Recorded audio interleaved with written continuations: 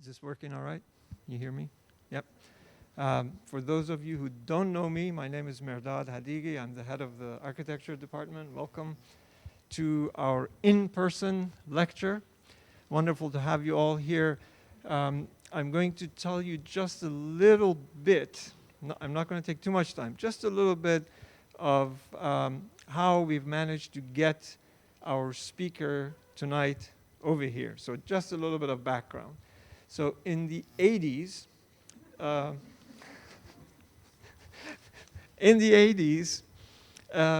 fellow with the name of Paul Kosman started funding a thesis review process, which we now all know as the Kosman Award. And eventually, a few years later, he made an endowment and funded an endowment, which is ongoing right now still. And it funds a jury process. And in addition to that, the Kosman juror is invited back the following fall semester for a lecture. So our guest tonight, as you can see from his book cover, Marshall Brown, was here just before COVID, so in May of 2019. And he was meant to come back in the year 1920 to give his talk, to his Kosman lecture. Sorry? What did I say? Well, yeah, that's what I meant. 1920, academic year, 2019, 2020. I was thinking of it in the right way, but it just didn't come out in the right way. But you guys are smart, you figured it out. And you know what happened in the 1920 academic year, and so we are delayed a little bit, but here we are. So I wanted us to all be aware of the context a little bit. So thank you again. I'm going to pass the microphone to one of my colleagues, Patricia Cooker, who is going to paint us a picture of a context, and then it will go to another one of my colleagues, Pep Avilés, who will paint a slightly different context before we go to Marshall. Thank you. And eventually we'll get to the lecture, right? All right, so I understand that time is a big part of tonight's lecture or theme, as Marshall had told me. But first of all, I want to say, welcome to all of you. I am so thrilled that you're here. I'm really ready for the post-COVID world, and your presence here tells me that it's just about here. And so thank you so much for coming. My name is Patricia Cooker, and I'm the interim school director for the Stuckeman School. So it's an amazing pleasure to actually be able to talk about time. So I'm going to take you back to 2005 or 2006, because that's when I first met Marshall Brown, so way before I arrived here in 2019 or 1920, right? Okay, anyway, I met Marshall Brown in 2006 when he joined the faculty at the University of Cincinnati. At the time, he was still engaged with his work on the Unity Plan for Atlantic Yards in Brooklyn, New York. And I understand from talking to Marshall, this was also his first teaching position. The dynamic and complex messiness of the Unity Plan effort was always on Marshall's mind and often telegraphed through his studio work when he took up complex and indeterminate programs. Design projects in Marshall's studio were program mashups and required students to engage in this disjunction and indeterminateness and establish values and a commitment to the character of occupation and the resulting social interactions. This messiness generated lots of conversation about how architecture informs and reforms the world. I admired Marshall's work from my vantage point as the graduate program director and teaching colleague. My own studio work honed in on material assemblies and the resulting formal and spatial properties. My focus was the detail, and my studios were a bit more buttoned down than Marshall's. And he laughs for good reason.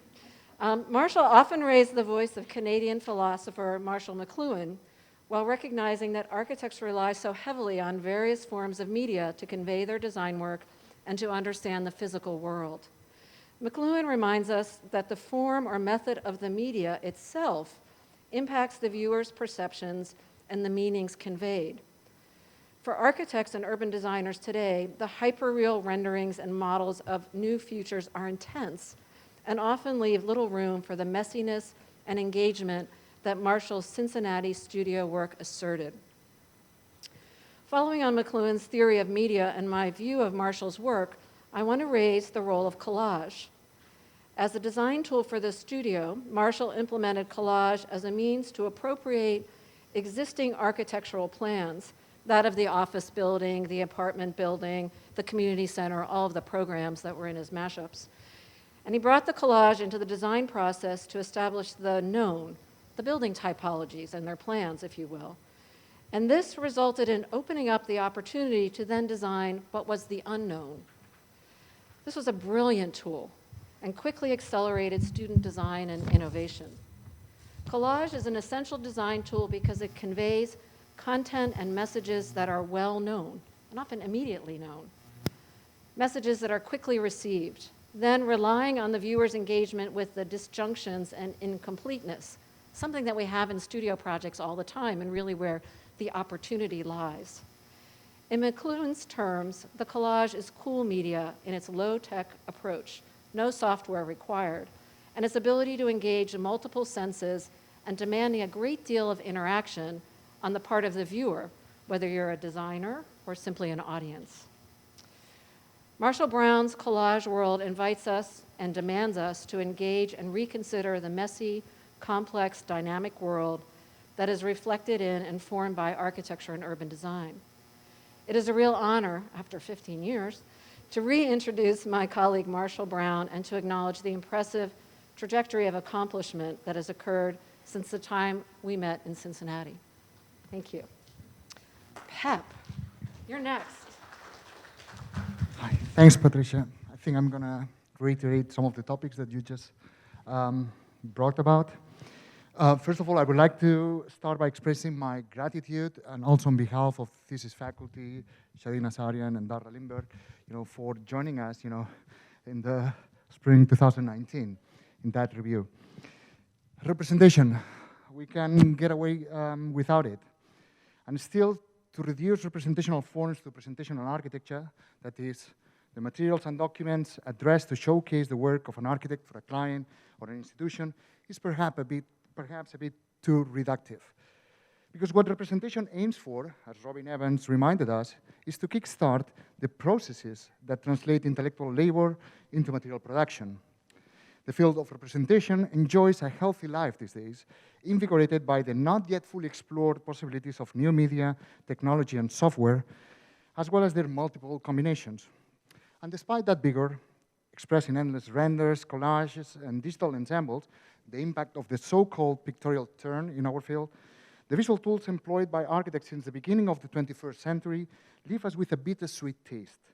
On the one hand, one can avoid the impression that the forms emerging from the employment of this new media partake of the long tradition inaugurated by the 20th century avant-gardes. On the other hand, and I'm embracing here a Semperian/Benjaminian turn, new tools inevitably affect the way we produce, perceive, distribute, and consume architecture. If contemporary architectural avant-garde has been fueled by the capacity to transform and manipulate an otherwise two-dimensional and dematerialized palette of forms, images, and colors, scholarship instead has placed the emphasis in the pedigrees of certain lineages, that is, in tracing the history, tools, meanings, and influences of the earlier avant-garde practices, from Dada to Hans Hollein, just to come with two examples. Two books published in 2018 by Martino Stierli, Montage and the Metropolis, Architecture, Modernity, and the Representation of Space, and Craig Buckley's Graphic Assembly, Montage, Media, and Experimental Architecture in the 1960s, are testimony of that renewed interest.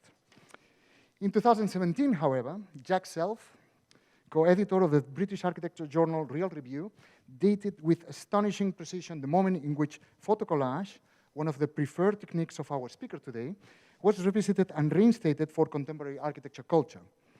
According to Self, that moment can be traced back to a single book titled Brussels Towards a Manifesto for the Capital of Europe, edited by Pier Vittorio Aureli in 2007. In it, a new representational idea of the urban context took place thanks to contributions and digital skills of the Berlage students participating in the project since 2004. The new visual landscape provided in the book, according to Self, awakened the interest in collage practices of the 1970s, although in new digital forms. That lineage, however, seems incomplete. One could be misled and think that Marshall Brown's work is aligned with some of these practices, given that we are about to see, I presume, some of his work in digital form and media.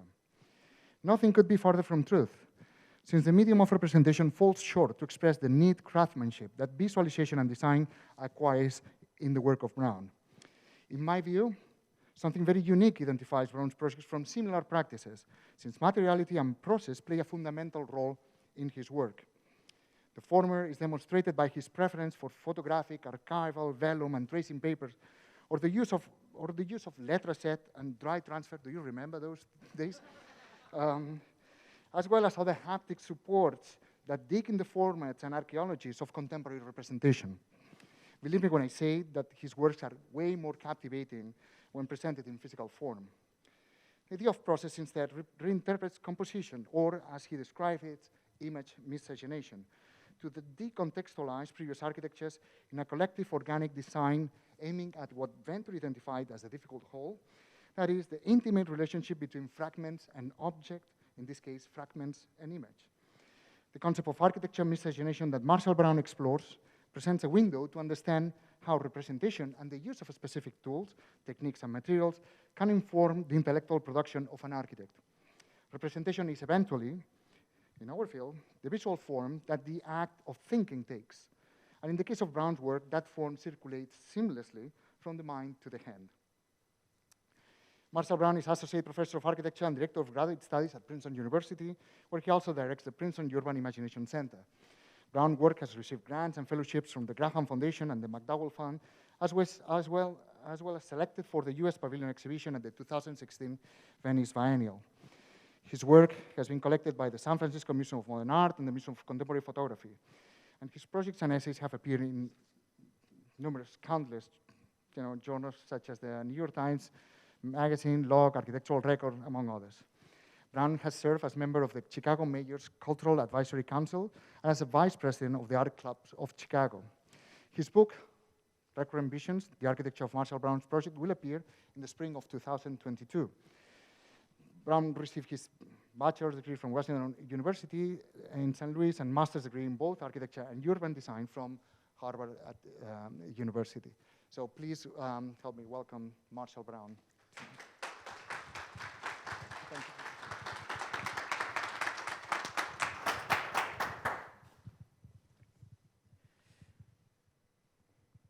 Can everyone hear me? This is working all right? To the tech team in the back? Yes, good. Wow. It's nice to be back in real life. Thank you for those lovely introductions. You've made my job much easier. That's gonna get you all out of here much more quickly. Pep, you will be writing a review of the book. You've basically already done it. So I appreciate that. Am I to keep this on or take it off for the lecture? I don't want to break any university rules. Keep it on. Okay. Got it. Good. That'll really date this talk, when it's in the archive. Everyone will know exactly when it was. All right. So, thank you. It's good to be here. It's nice to see you all. So, as was mentioned, I have a book coming out this spring. It's my first book about my practice. It's a book of time travel. And it's about how I use the material history of architecture to create new strategies, new forms, new orders. And to start with, I want to take you back to 1992. Almost exactly 30 years to the day. That's when this photograph was taken. And then the mystery question for tonight is, who is this guy? Right? That is the question. Who is this guy? The hint is that it's not me. It's not me. We can call him something like X or O or M, or how about just like young architect, right? This is the young architect. So this is a lecture for all of you. I'm speaking to all of you. I missed you so much these past couple of years, so this is for you. You right there. So let's think a little bit about his world. This image was taken in the basement of Givens Hall at Washington University School of Architecture in St. Louis. In that year, 1992, this young architect went to Washington, D.C. What he saw there was the AIDS memorial quilt. In that year of 1992, HIV was the #1 killer of young men from ages 25 to 44 in the United States of America. That same year, this young architect watched Los Angeles burn. When Rodney King was beaten, it was on video. The internet wasn't quite yet a thing then, but we all saw it on television. And then police who beat him were acquitted.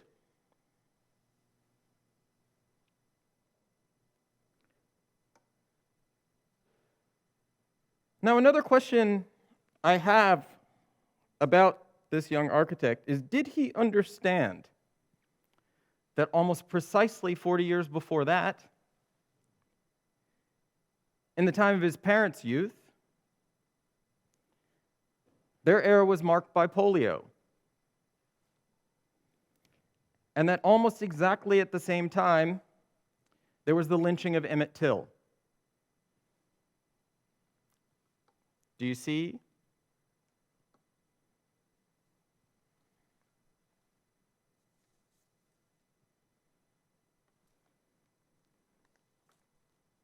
So there are a couple of words that I've heard thrown around a lot the last couple of years.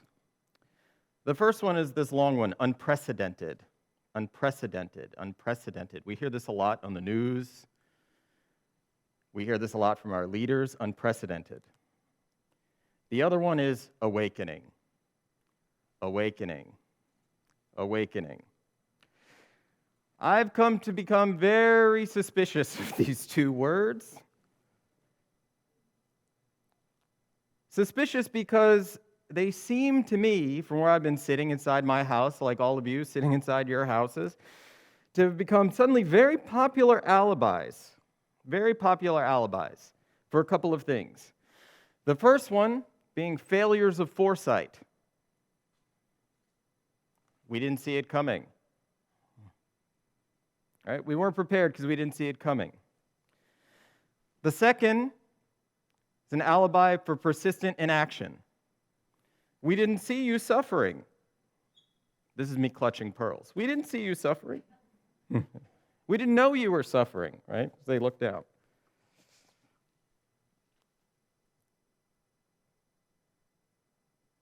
Foresight and vision, I believe, are our job, right? They're requirements. They are not an option. And so tonight, what I'm talking about is the importance of vision, awareness of the past, and ambition to shape the future. So this talk has 3 chapters, just like the book has 3 chapters, although in a slightly different order, because this is time travel, right? The first chapter is about, and none of these are new ideas, right? None of these are new ideas. The city within the city. The second one revisits the problems of urban renewal. And then the third revisits kind of recurrent American dream of the middle landscape.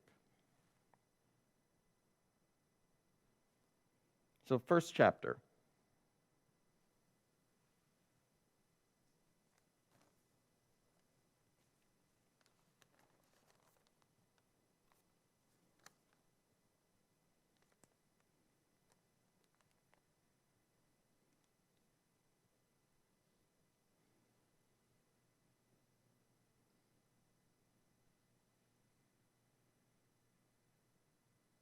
Detroit, May 21, 2026. The Dequindre Civic Academy, the DCA, conducted opening ceremonies this week.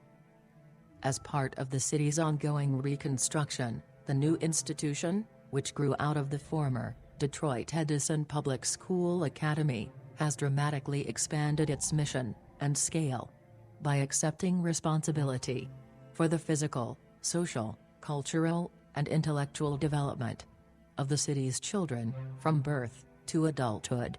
After decades of depopulation, the City Council hopes to expand the ranks of socially prepared and intellectually equipped citizens by privatizing the school system.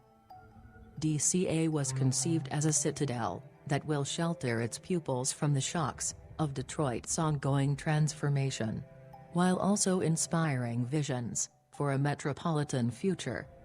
A future that still remains uncertain. DCA is more than a school. The architect imagined it as the physical manifestation of America's motto, E pluribus unum, out of many, one. The entire 2.7 million square foot facility is a coordinate unit, a single architectural entity able to synthesize many diverse programs and spaces. The idea of the coordinate unit was developed earlier by John Portman, architect of Detroit's Renaissance Center. In his 1976 book, The Architect as Developer, Portman describes it as a total environment in which practically all of a person's needs are met. A village where everything is within reach of the pedestrian. The architecture of DCA is also a total environment, with enough space and all the facilities necessary for its inhabitants to thrive. The megastructure's main spine bridges the Dequindre Cut, just south of the school's former location, and forms a new gateway connecting Detroit's Eastern Market with the outlying territory. DCA is a monumental concrete structure, which has been tinted with green calcite aggregate. 4-foot-thick exterior walls, with large, deeply set windows, insulate the interior from the increasingly extreme summer heat and winter cold. The vertical, west wing, contains additional public programs, including cultural spaces, a community college, workshops, and apartments for faculty. The taller tower measures 865 feet, with a bronze-clad volume, housing a worship center near the top, and an observatory on the roof. The lower wing across the cut is set among the quiet pastures of East Detroit. It contains family apartments, dining halls, a clinic, the recreation center, and library.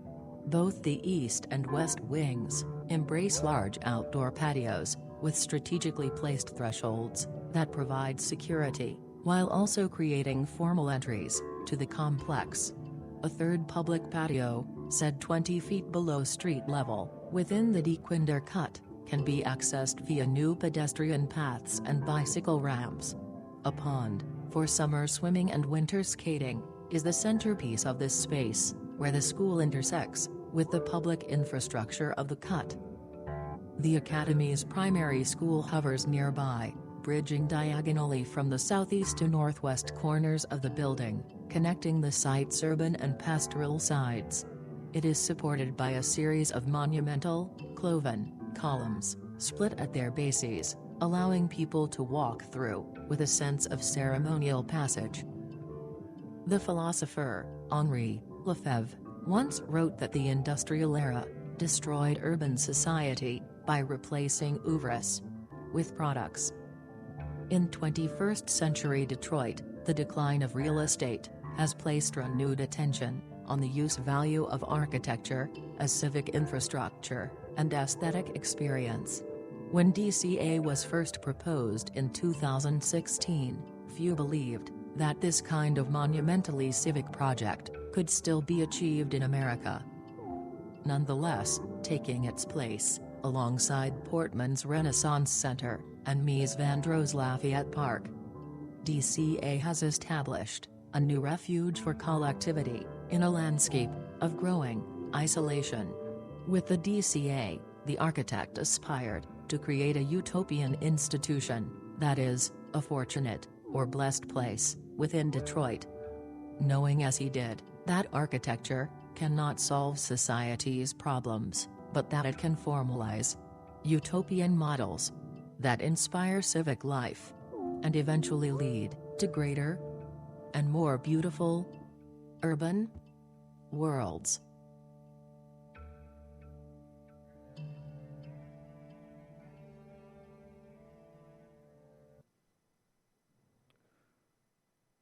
So that was a future history.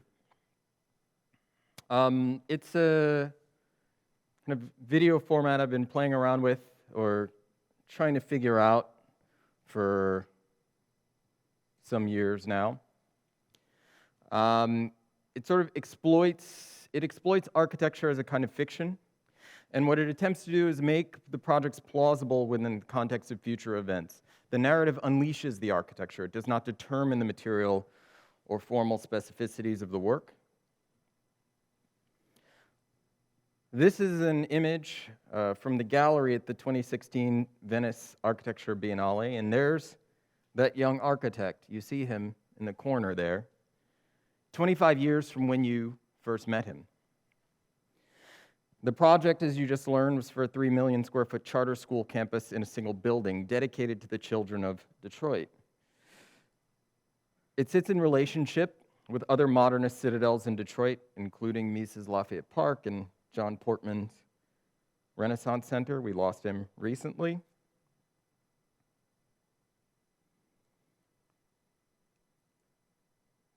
And in many ways, it's an attempt to construct a kind of utopia, as was mentioned in the video. Here you can see the contrasting logic of architecture and landscape, kind of struggle on paper.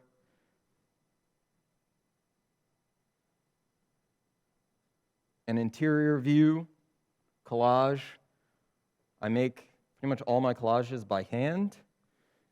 This is an interior view of a housing unit with a view back to the city. There you can see the Renaissance Center again in the distance.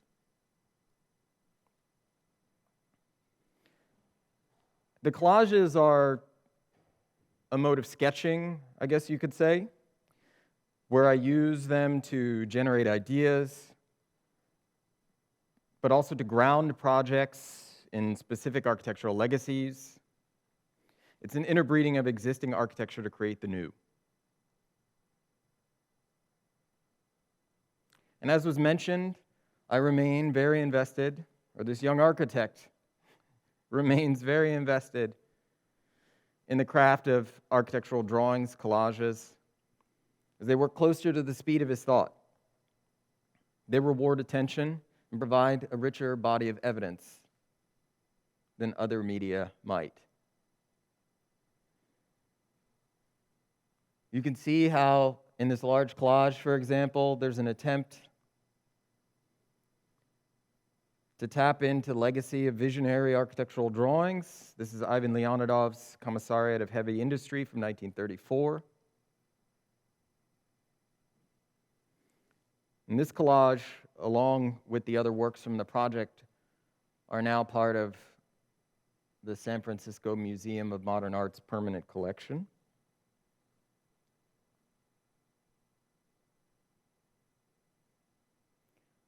So the next project is about a site in New York. So we're moving in space, but also in time to the early 2000s. So there he is again, that kid, that young architect in the early 2000s. This is the one that Patricia Cooker knew. He was a bit of a menace, she neglected to say, but she's very diplomatic. At that time, this young architect found himself part of an effort, kind of stumbling into an effort to hijack the Atlantic Yards development, as it was known then, in Brooklyn, New York. So this is circa 2003. The project was a proposal for, I think it was an 8 million square feet development, including a basketball arena and 17, 18, 19 skyscrapers, to be designed by Frank Gehry for a developer. One evening, At a neighborhood meeting in a church somewhere in Fort Greene, Brooklyn, where this young architect lived, he decided to step out of the crowd and introduce himself to his city councilwoman. You see her over there? Some of you may have seen her on the news lately. Her name is Letitia James. She is now the State Attorney General of New York, known for suing the National Rifle Association, bringing down the governor of the state of New York, Andrew Cuomo, and now she's going after the former president of the United States and his family.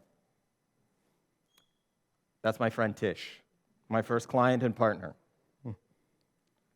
Or she was the friend of this young man as well, and plucked him out of obscurity and put him to work. So when this young architect began this project, the focus was really on design process and information. Because he had been told when he was a student that this is what a good urban designer focuses on, not on imposing vision, right? But engaging with community, focusing on process over product, et cetera, et cetera, et cetera. Lessons you will all be asked to learn. But it turned out the so-called community wanted a vision too. So this young architect got together with his colleagues and got to work in struggling to create some kind of vision for the site. They came up with this thing called the Unity Plan for the Atlantic Yards, which is very simple in terms of its idea. The idea was to cut the site, which was 3 kind of super blocks, which contained the MTA Vanderbilt rail yards, into 8 smaller sites, smaller chunks, which would allow for redistribution among multiple developers and architects, generating the possibility of what they called the landscape of difference, which would stitch the neighborhoods currently divided by a rail yard, but also creating a continuous pedestrian network, a landscape network, mixed uses, institutional, commercial, housing, civic, etc., along the project's length.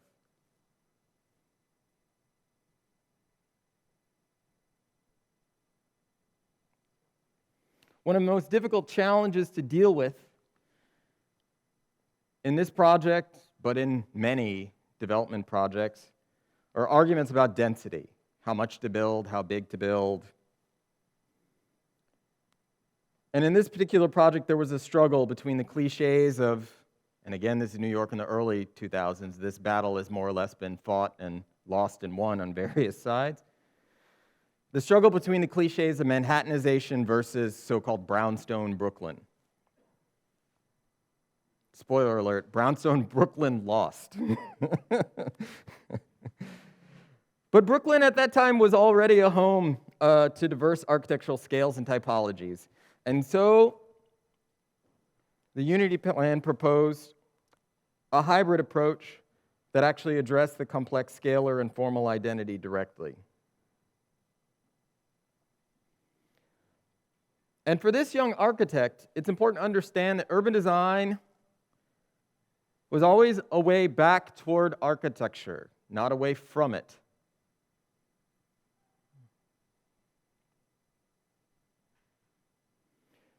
And so is a plan, again, made through collage, where the collage, you can see, becomes a sort of shorthand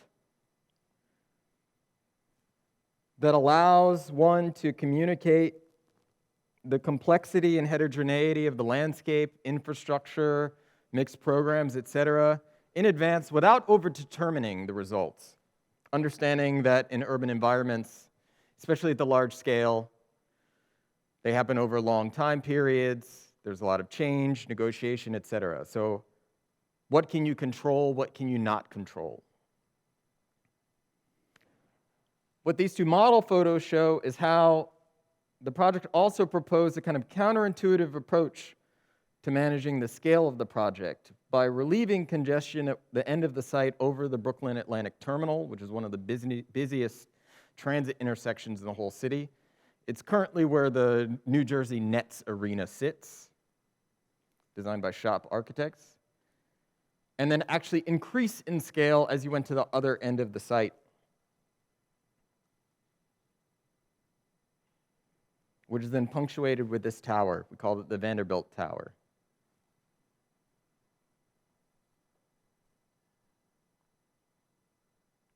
The collage is made almost entirely by hand on top of a digital print. And some of you may recognize the samples which were taken from the two estranged patriarchs of modern architecture, Mies van der Rohe and Le Corbusier, in an attempt to both, kind of transgress some of these boundaries between these different legacies of modernism, but also to represent the idea of combining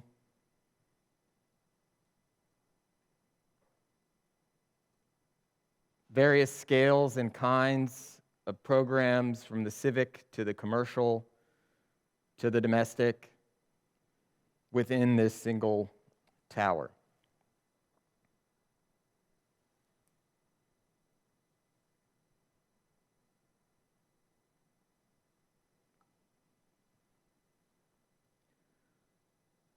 So the third chapter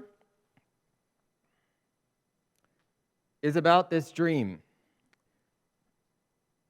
an old American dream, the idea of a 21st century garden city.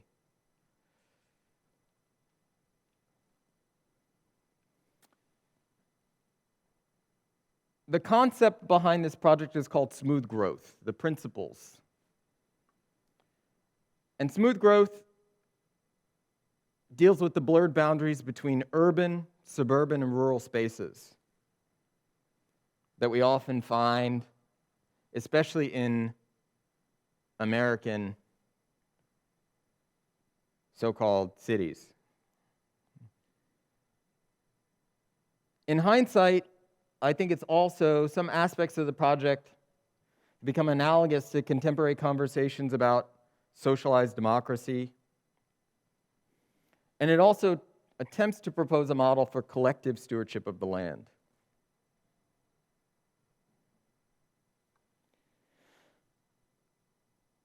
And there is that young architect again, one more time, in the news, 20 years on now from when you first met him. He was commissioned for a master plan for the neighborhood of Washington Park on the south side of Chicago. He managed somehow to have some impact on the public debate and discussion in his city, in his attempts to move beyond prejudices towards density in the built environment, and also move away from fears of so-called abandonment and so-called vacancy.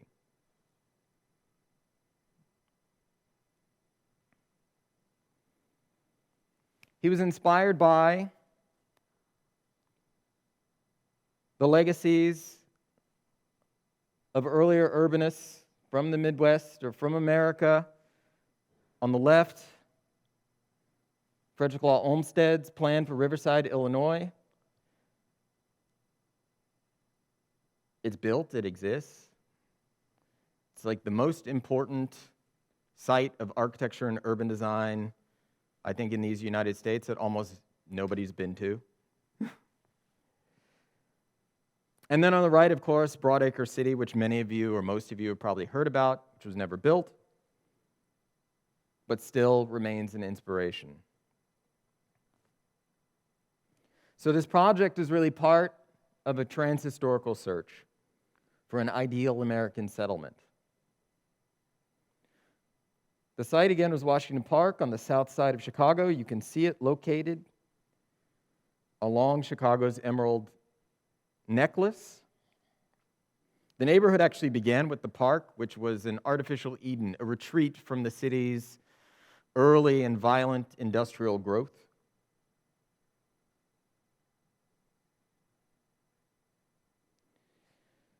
And in this aerial photo from around 2012, you can see how the urban fabric had become highly perforated, much like stories you read about Detroit, Cleveland, Youngstown, Ohio, other so-called Rust Belt cities.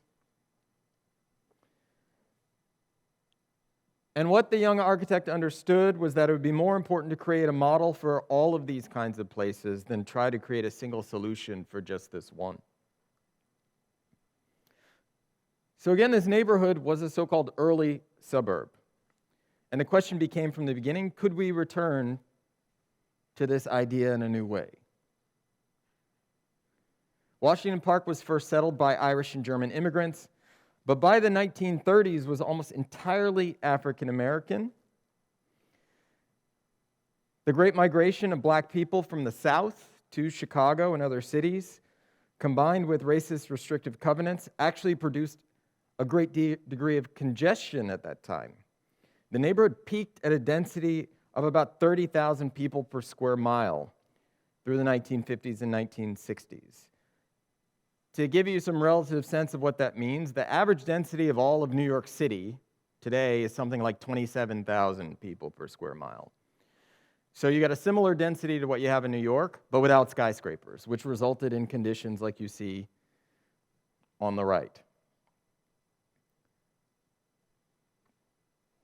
But of course, Chicago and the country changed. And around 1968, the passage of fair housing legislation, as part of the civil rights era, actually provided mobility and housing choice for black people all over America, including Washington Park.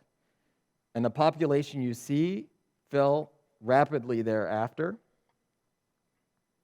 until very recently. So what you're seeing there in that chart is black flight.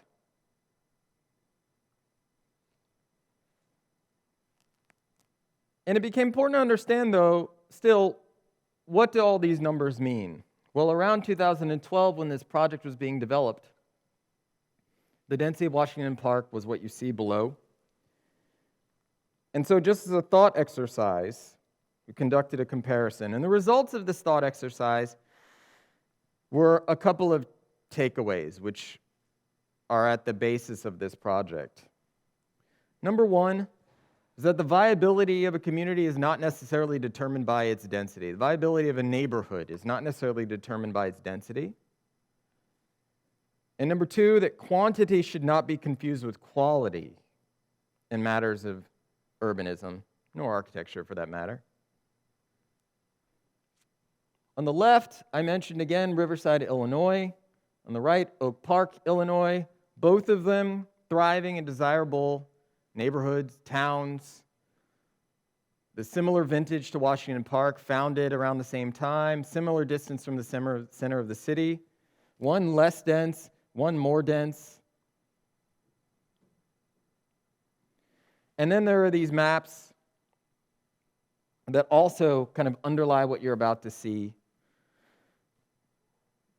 On the left, in white, you see kind of map of opportunity. Basically, all those little white blocks are not buildings, but those are all the open lots, all the so-called abandoned lots. On the right are those same lots coded by ownership. So everything in red is owned by the city, everything blue is owned privately. The majority, something like 65%, are owned by the city. So the question is not who owns the land, but who takes care of the land. It's all owned.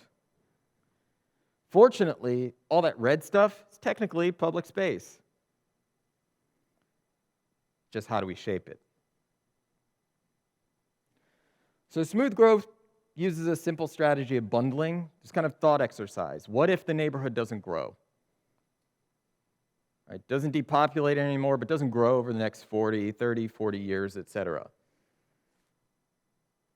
As a kind of baseline, that would be fairly optimistic, given what's happened over the past 50 years.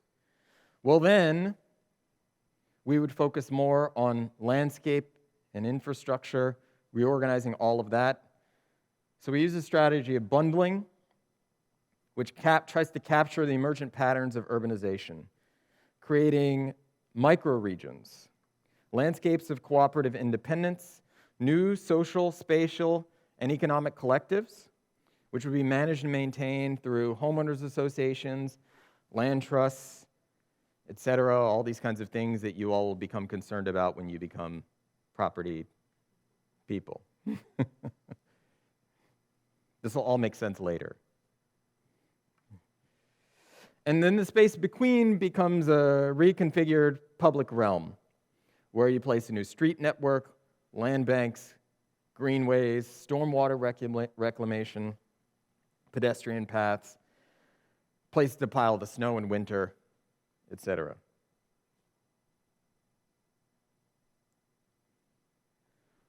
And then finally, back down to the scale of architecture, thinking about a house, the smooth growth house.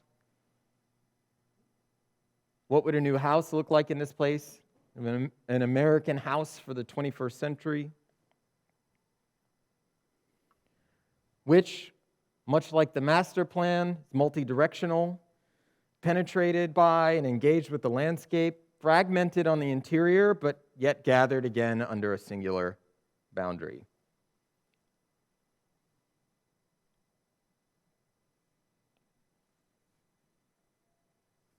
So before I show you one last video, I want to say thank you to the school for the invitation, to the university.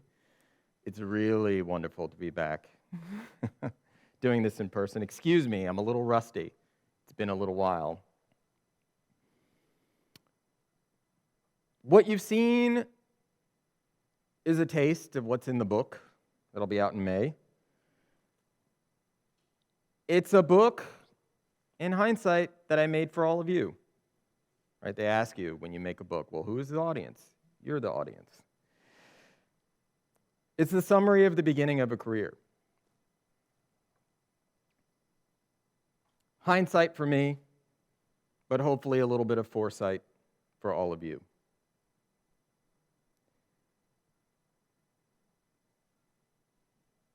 So, the question we began with was, who is this? It's not me, so then who is it? Well, maybe it doesn't matter. But I certainly see glimpses of him in all of you.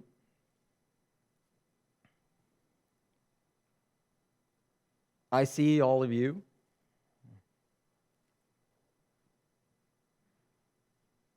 And I guess tonight, what I would like to do is imagine you all to think about your own future histories. Decades from now, an instant from now, standing here where I am, speaking, thinking, making, dreaming across space and also through time.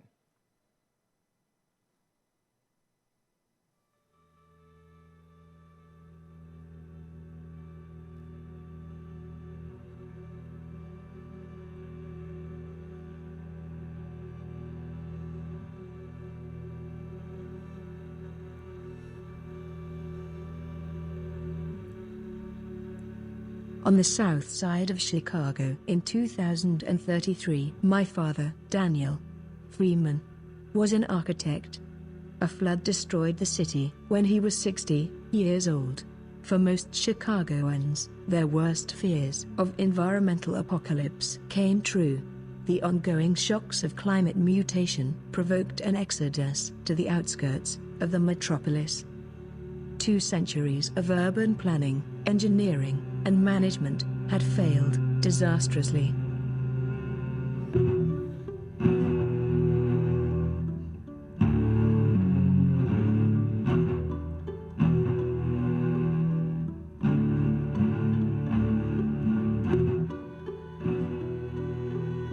Freeman saw the changes coming on the horizon, and he was prepared. He and my mother stayed on their land. They lived there in a house of Freeman's design. The house was not large, but it spread outward into the landscape. They survived among a collective citizen settlers. Back then, their neighborhood was called Washington Park. a patch of Chicago first cultivated in the 19th century the vision of a garden city. Together, Freeman and his people finally realized this dream. Their journey forward was also a return, a renewal. The American frontier, space, time, territory, unpredictable, undetermined, unlimited. So-called nature, neither conquered nor destroyed. Freeman's insurgent movement filled the vacuum. A new way, smooth growth. Citizen settlers bundled their resources. Abandoned spaces were gathered and secured through social ownership. Lawns merged into commons. Yards burst into broad acres. They learned to value quality over quantity. Inevitable uncertainty and constant change. Mobility and energy revolutions transformed space and time. Soft infrastructure responded to emergent flows, no longer burdened by false divisions between suburbs and downtowns. Having survived the fear of shrinking cities, Freeman's generation found their way to a new place. They imagined. They lived. They organized within principles of collective stewardship. In 2055, 2 years after Daniel Freeman passed away, the smooth growth codes were adopted by Cook County, Illinois, as a new civic charter. Mine contributed 2 hours. Each joined the many. I surrendered to us. A truly independent society was formed through spatial solidarity. A superorganism. Its expansions and contractions shape and define a boundless and radically American civilization. This artificial Eden. This middle landscape. This post-industrial frontier will always be my home. We call it territory. We call it land. We call it the new country.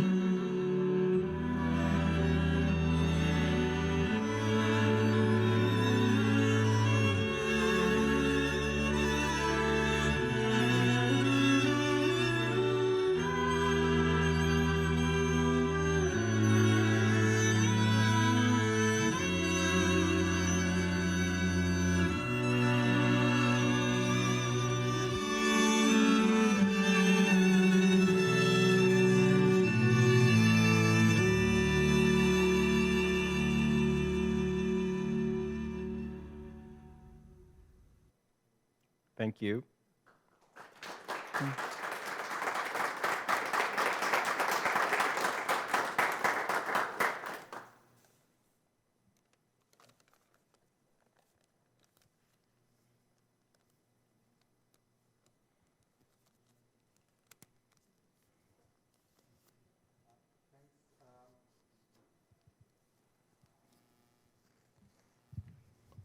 Thanks. For this wonderful presentation. Do you mind to take a few questions, from us and from the audience? Sure. Yeah. Right. We're all here. Let's do this. Right? We can interrupt each other and everything, and have the mics not cut out. It's going to be great. I'm going to break the ice here. I'm going to ask you a question about the first project, the one that was exhibited at the Venice Biennial.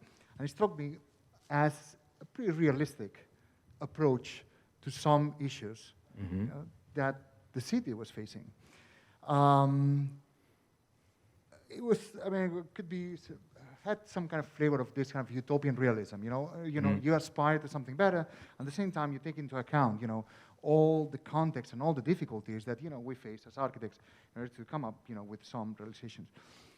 As you know, the exhibition in Venice, was heavily criticized at some point, also for this kind of really detached views of Detroit. And I was wondering how you felt about that, because probably you were in company of different proposals that actually had a completely different approach that was, was a design for the Venice Biennial, not a design for Detroit.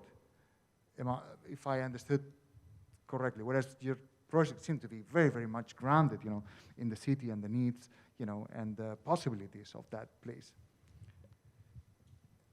Yeah, so that's a great question. So to give a little context, especially for the students, because this was some years ago, I know when I was a student, I didn't even know what the Venice Biennale was. So, the way I explained it to my family, it's like the Olympics, but for architecture. And I was on Team USA in the 2016 edition, the US Pavilion. And the curators, Monica Ponce de Leon and Cynthia Davidson, asked 12 practices from around the United States to do projects for the city of Detroit. There were 4 sites. 4 sites? 3 sites? 4 sites, I think 3 projects for each site. And there was, even before we were done working, there was controversy about, the idea of these architects who are all outsiders, landing on Detroit and speculating about the future of the city, which, first of all, wasn't entirely true. Some of the architects actually did live and work there, so there was that. But then what was also weird was that the work was being critiqued in advance. I was still in my studio making the stuff in January. I said, okay, fine, I'm down for a scuffle. I'm always down for a public scuffle, but let us make the work first. So there was that. Then we got to Detroit, and there was more controversy. So we got to Venice, and then some things happened kind of outside the pavilion, but we were all inside the pavilion, so that was strange, and it was kind of happening on the internet. But then finally we went to Detroit, the show went to Detroit, and then these people who had kind of pilloried the show, they never showed up. I mean, that's the truth. So I don't know. It was actually a little bit disappointing to me because I heard, and I still hear about this so-called controversy, but it never actually, I have to be honest, it never actually materialized for me personally. Now that said, if I talk about the work I made, I think among that group of architects, there were some of us who had the advantage of being closer to that place and who had spent more time thinking about and working on the kinds of challenges, opportunities, issues, strategies that one would have to work with in a place like Detroit. Even though I never taught in Detroit, I never lived in Detroit, I went to college in St. Louis, I lived in Cincinnati, I spent 10 years on the south side of Chicago. So there was, when they called me to do the show, I was like, yeah, I could do that, I could do that. For, I think, other architects who came from places like Cambridge, Massachusetts, or, or even places like New York, these Midwestern landscapes, it's a little tough because the toolkit that they're used to working with, boundaries, density, people, there's not as much. And so you have to have a different way of operating. So I think that had a lot to do with the results that you saw in the exhibition, the varying results. There was also the fact that the work that was presented in that exhibition was very exuberant in general, in a year where, the theme for the Biennale was kind of anti-exuberance. So there was that. So it's, some of it's circumstantial, but it does, I felt like, for me, that was a successful project. I really wanted to demonstrate kind of the repertoire of things that I could do at that stage of my career, on such a big stage. And I was just lucky to have been just sort of handed the context where I could do that. The question was also a compliment, so it's Thank you. Yeah. Thank you.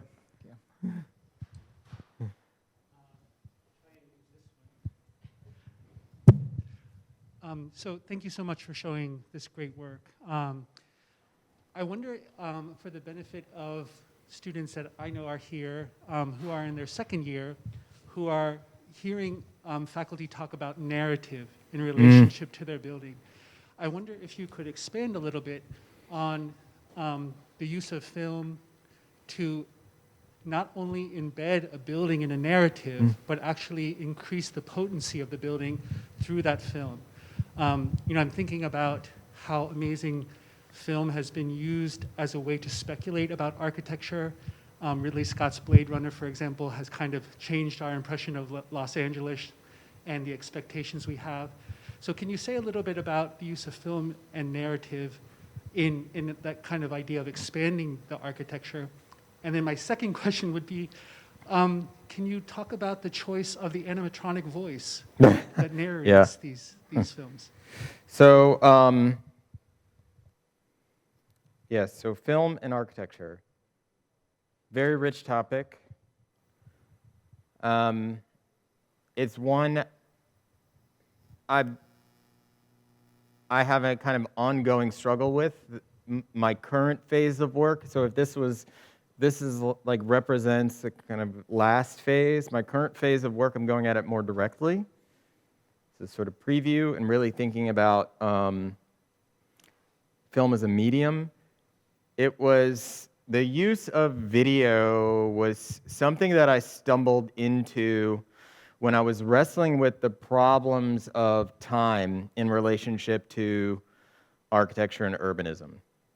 As you may have noticed, time passes, right? Time passes quickly. So for example, the Atlantic Yards project. That thing is still not finished.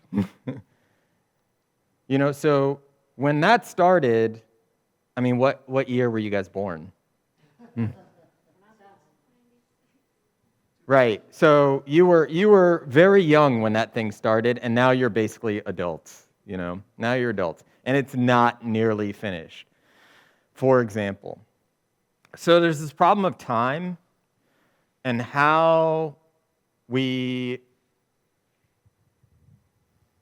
and I'm interested in how we as architects, rather than repressing the uncertainty that is inherent with looking over long time horizons, right? 10, 20, 30, 40, 50 years. Rather than repressing that, which I think we typically do, to actually embrace that, to make it part of the project. So I started looking around for how you can do that. And I stumbled into scenario planning, which is a whole field that's kind of built around dealing with uncertainty and strategy over long time horizons, which then, so I walked through that door and then quickly stumbled through the next door because scenario planning it deals a lot with storytelling. And then once you take storytelling and you put it together with architecture, which is all images, and time, you get automatically video and film, right? It was just that. In an attempt to just try to represent time, put it together with the images and these fictions, you suddenly have these films, basically bad films. They're bad, I get it. They were kind of self-consciously bad at the beginning. I imagined them to be, from the very beginning, to be public television, bad public television documentaries from the 1980s or something, but also from the future.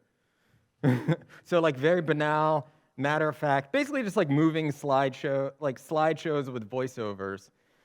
And then the robot voice was an experiment.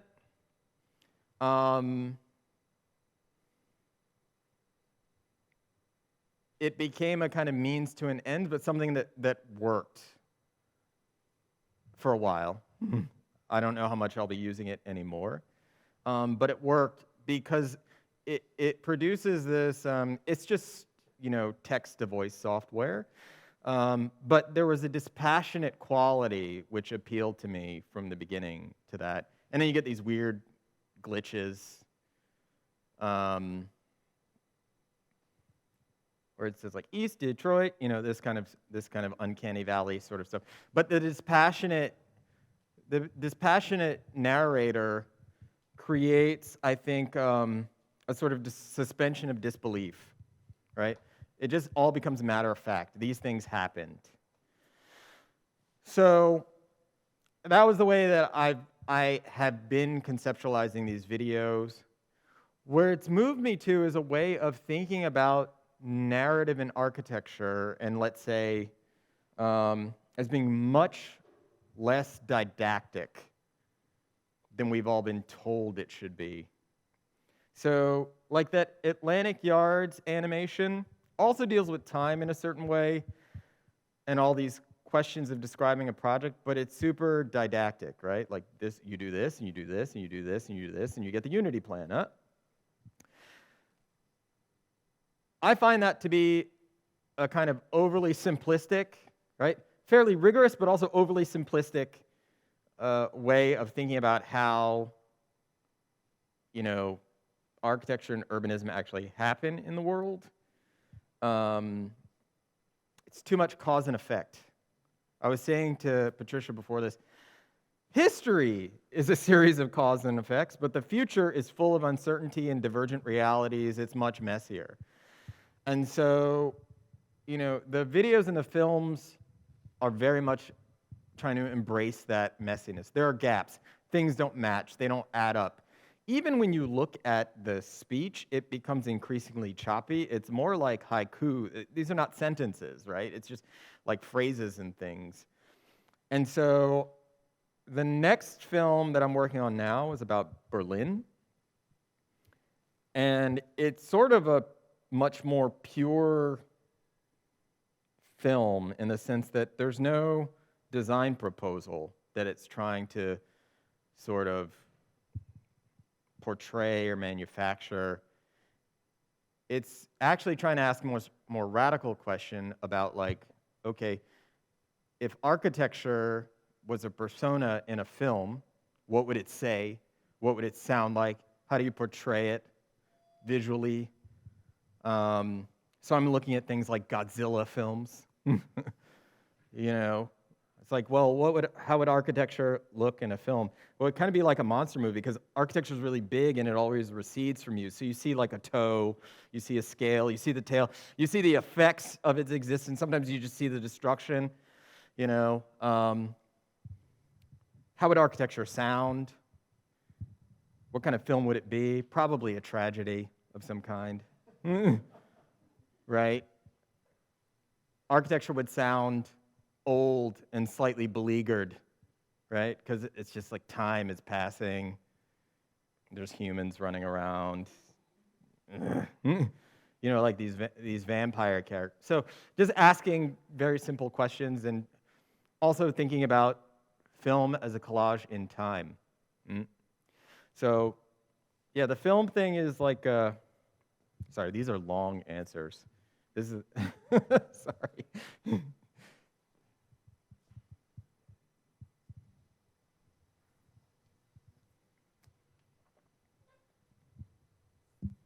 Hi.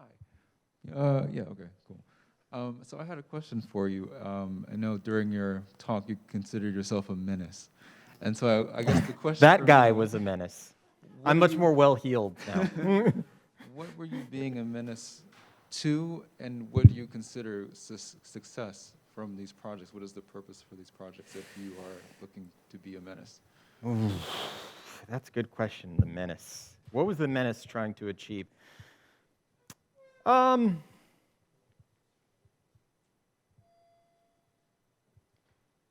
Honestly, that project in Brooklyn, the Unity plan, people would ask me whose side I was on, and I would say, well, you know, I was on the side of the city, and also on my own, to be perfectly honest. It scared me. It scared me to see that someone like Frank Gehry, but in that case it was Frank Gehry, it could have been anyone else, not just anyone else, but someone of his stature, that an architect like Frank Gehry would do a project like that was not only questionable in terms of its design, and I'm a big fan of his work, don't get me wrong, was not only questionable in terms of its design, but was extremely questionable in terms of its politics. Like, they were threatening to displace people, and there was a total overriding of the democratic process. Like, this was the early Bloomberg years, you know? And so it was a pretty ugly bit of business. And I thought, well, if Frank Gehry has to do stuff like this, what hope is there for the rest of us? It scared me to see that. And so it scared me into action, I suppose. But it was really kind of about self-preservation from the beginning, to see if there would be another way of doing things, and if I could chart another course for myself or open up a space in which I could start to create a freedom where I wouldn't have to make certain kinds of what I viewed then in my kind of state of like youthful judgment, right, as compromise, right? That would be the honest answer.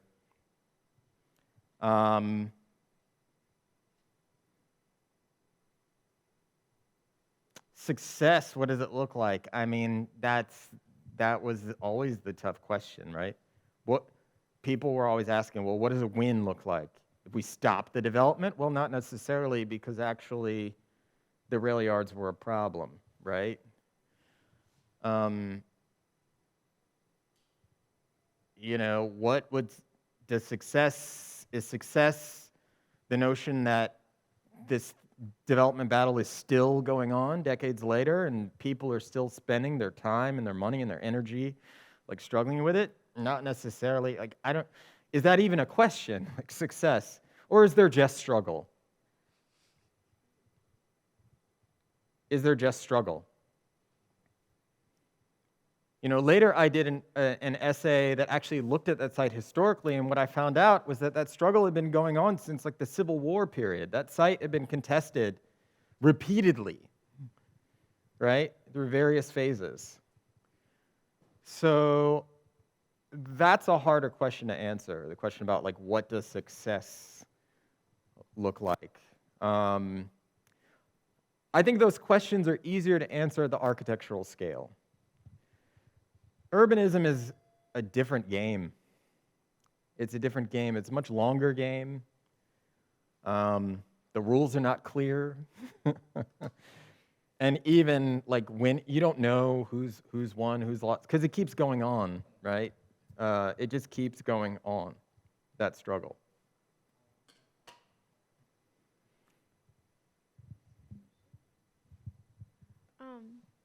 So I was wondering about your collages and like the process that you do, because I'm trying to like get into that and get better at it.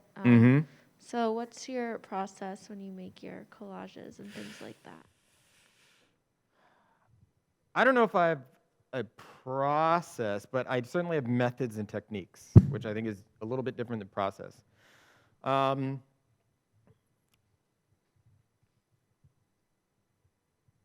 So it begins with choice, right? Collage always starts with choice. So choosing what your influences are, what your references are, what your materials are. I recommend the library, right? Because it's already curated.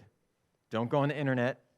There's too much there, and too much of it is of poor quality. So go to library. That's like kind of method number one. Use the library. Then there are certain tools that I like to use. Number 11 X-Acto knife. It's the best. Keep a lot of blades around, keep your blades sharp. Artist tape, drafting tape, allows you to stick things down temporarily. Permanent glue stick, like 3M or Uhu glue stick is the best because it's like not too wet, not too dry. these are like really boring things, but very important.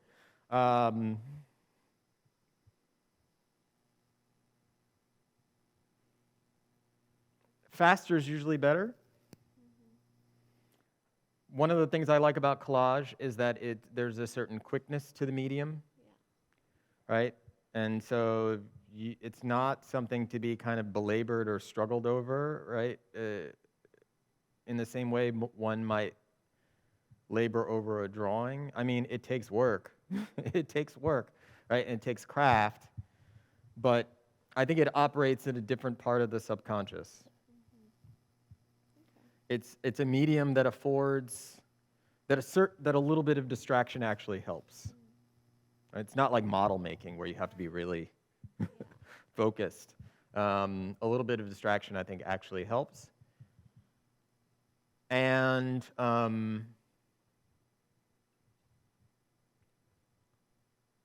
mean, that's the bare bones of it. Yeah. I tend to work also in series, so I think repetition helps.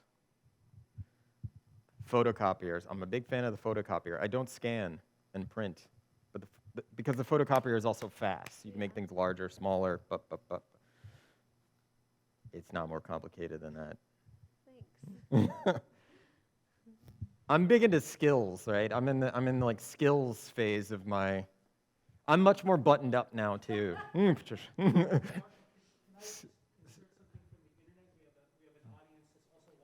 Sure. And I want to tack on to this question about collage. Someone who did not list their name, they instead wrote that, can we turn up the volume where their name should be. But they said, explain why we should continue to work by hand in a digital age. What is the relevance of handwork in a digital age? I mean, well, first of all, I don't necessarily believe that there is such thing as a digital age. I mean, were we in the pencil age before? I think we just have, we just have that in addition to all the things that we had before. But second, I don't want to tell anyone else what they should do, right? And in fact, it's only helped me that everyone else has like abdicated the world of of hand drawing and modeling, et cetera. So from like a market share perspective, have fun out there, right? Go on. But that said, the reason I do it, right? The reason I work this way, and I also teach this way, is because working by hand, I find, still works at the speed of my thought, right? And this is very important. So that haptic engagement with the paper, with the pencils, with the pens and the other things, with the knife, with the tape, with the glue, still works at the speed of my thought. I have all the skills of working digitally, but what I found was that certain things would get missed, or there were things I couldn't see until it was too late. So like I did this pavilion in 2016 that was built in Chicago, and the collage was made by hand, but then it was translated into software, and then it went to the contractor, and then it got built. I was happy with the overall result, but there were definitely things I would have seen if I had drawn it and modeled it by hand. Right? There were opportunities that I missed. There were just things that like disappeared. And so I find, even when I erase something from a piece of paper, there's still some kind of, that's what when I mentioned earlier, what I call the richer body of evidence, right? All that stuff is still there.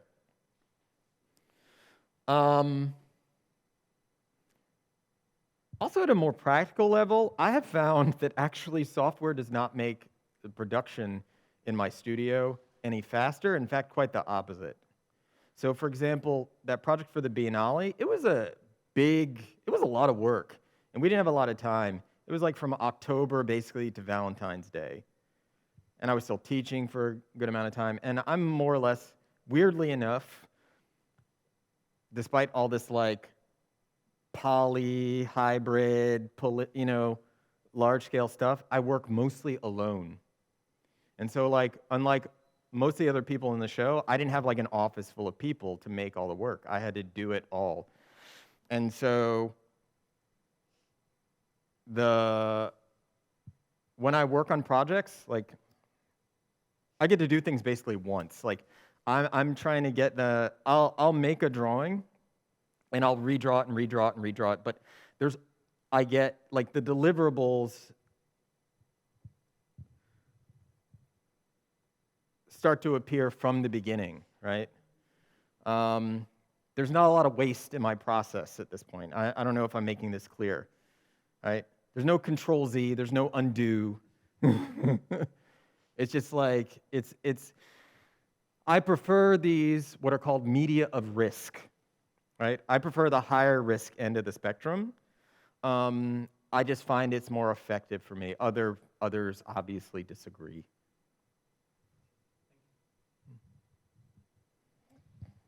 Okay, I was wondering why you chose to work with documentary style film. If you studied film, first of all. No. And if it could have followed up your techniques of collage into montage and using the film as a medium itself. Yeah, it's not that I never studied film, but I didn't study it any more than any other person who studied architecture. I took Film Studies 101. I consider myself a cinephile, so I watch a lot of film and study it in that way. But I don't have a degree in film, which explains why they're so kind of mediocre in a funny way, like amateurish. And so now I'm having to kind of develop, figure out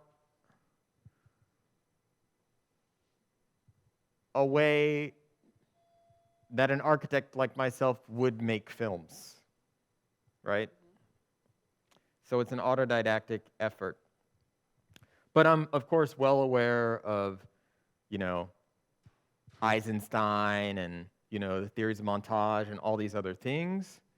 But there's knowing it and there's doing it, which are two different things in a way. Not necessarily maybe montage in a sense that Eisenstein did, but rather intersecting past, present, and future. Kind of The time travel, the nonlinear narrative.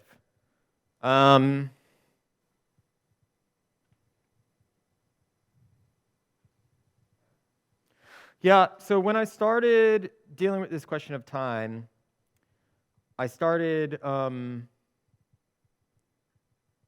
thinking about different models of time, and this had to do with my engagement with scenario planning. And I came up, I didn't invent it, but I started to develop this idea in my work of what I call scenario space, which moves away from a kind of linear sense of time. So I think the way that most architects, most people understand time, even after like Einstein, still think of time as like a line. So we are here in the present, which is an illusion, but we are here in the present, and we're moving towards some kind of like desired future. So when you design a project, it's like you project something, like a house, you design it to look a certain way, it exists 5 years, 10 years down the road, and that's like a desired future. What scenario planning teaches us is that, first of all, most desired futures don't come to pass just because of uncertainty. And so what we're trying to target is plausible futures, plural. So then time is no longer a line, but it becomes something more like a space, right, of multiple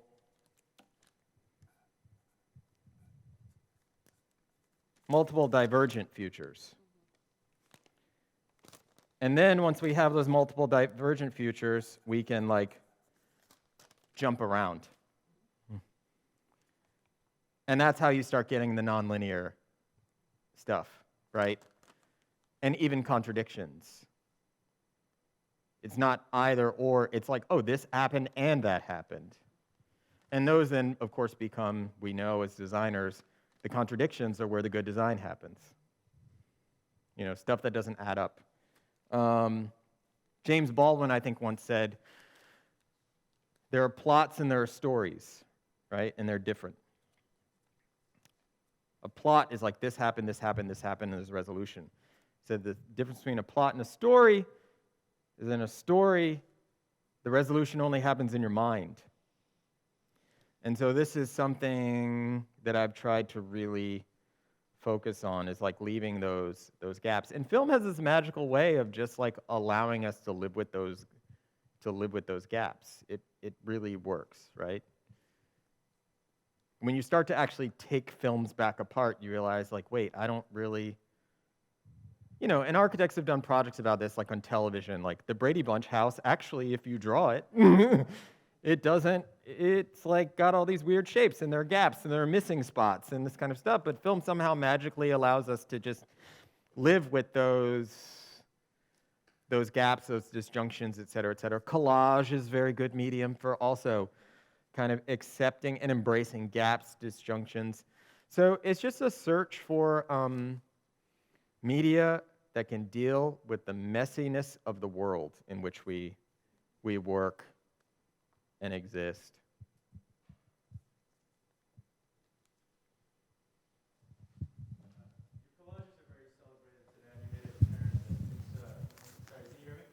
I can hear you.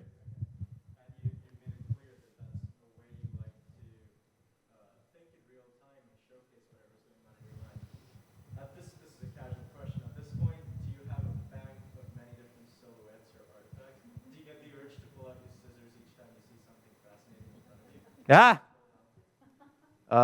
Yeah, that happens. That happens. So I have another book coming out in the fall called The Architecture of Collage, which actually focuses on the collage practice. So there's this other part of my practice which looks more like a visual arts practice, where I make the collages separate from any kind of architecture or urban design proposal. So there's going to be a show at the Santa Barbara Museum of Art that's going to be accompanied with a book that has all of this material, some which have been exhibited before, and then some new work. So for example, right now I'm working on these very large collages, the largest I've ever done. The biggest one is probably the size of this patch of wall over here.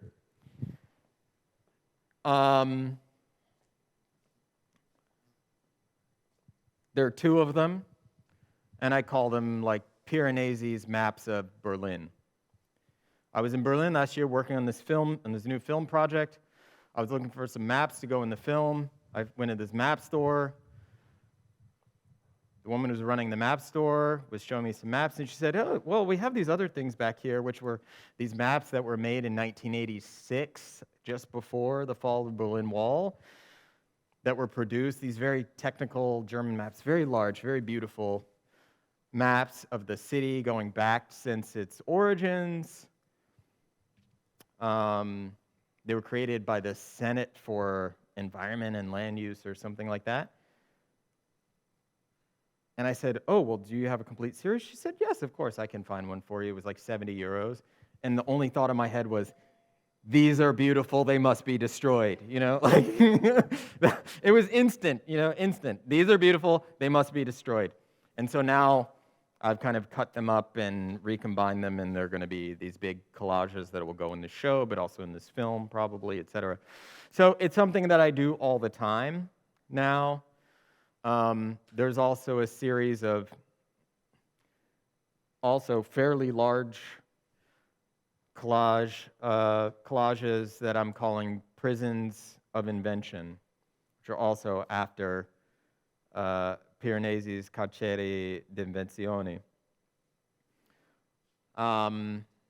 which will be in this exhibition. And that was a series I worked on basically during the kind of duration of the pandemic lockdown. But it's, yeah, at this point, it's something that I do more or less all the time. Did that answer your question?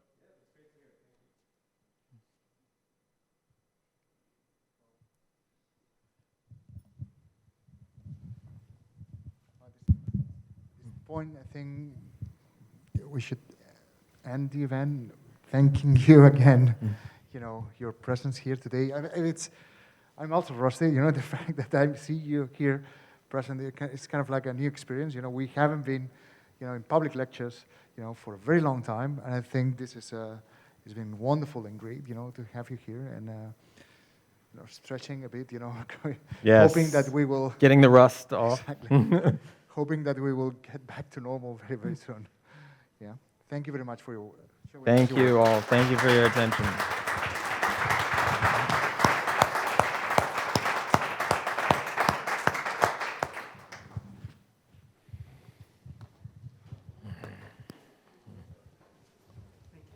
My pleasure. I just wanted to say It was fun. that this was a very unusual set of film